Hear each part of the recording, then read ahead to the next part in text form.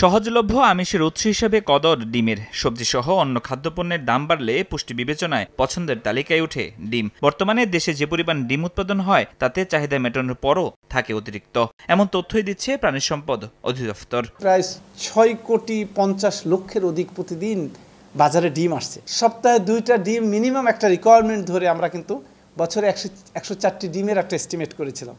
এখন কিন্তু আমরা একটা বিরাট ভালো একটা পর্যায়ে প্রায় 137-38টির উপরে কিন্তু ডিম আমরা জনগণকে সাপ্লাই দিতে পারছি। এই জায়গাটা আমরা চেষ্টা করছি কিভাবে আরো উৎপাদন বাড়া যায়। চাহিদা যোগান সমীকরণে উদ্বৃত্ত হিসাব থাকার পরও বছর জুড়ে অস্থিতিশীল থাকে ডিমের বাজার। কৃষি অর্থনীতিবিদরা বলছেন, বিপণন কাঠামোতে মধ্যস্বত্বভোগীদের ঠেকাতে পারলেই প্রত্যাশিত পর্যায়ে আনা সম্ভব ডিমের দাম।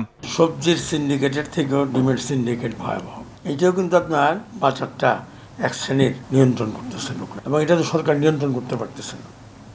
আপনার সরকার যদি নিয়ন্ত্রণ করে, আপনার ডিমের বাজারে আপনার ক্রাইসিস হওয়ার কথা না। এদিকে শুক্রবার সকালে বিশ্ব ডিম দিবস উপলক্ষে আয়োজিত আলোচনায় প্রাণী সম্পদ উপদেষ্টা বলেন, যারা ডিমের বাজারে কেবল হাত বদলের মাধ্যমে ফায়দা নিচ্ছেন তাদের বিরুদ্ধে কঠোর অবস্থানে যাবে সরকার। খামারের দাম বেশি পাচ্ছে না, মাঝখানে শুধু হাত বদল করার কারণে। এমনকি আমি এটাও শুনেছি যে কারণ বাজারে আসার পরেও শুধু ইয়ের পর্যন্ত যাওয়ার মধ্যে কয়েক হাত বদল হয়ে যায়।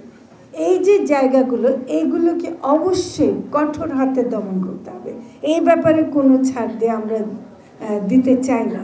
পোল্ট্রি ফিডের দাম কমাতে দেশে ভুট্টা উৎপাদনে জোর দেওয়ার পরামর্শ দেন উপদেষ্টা। আপনি গরুর মাংস। ফরহাদুর রহমান, সময় সংবাদ, ঢাকা।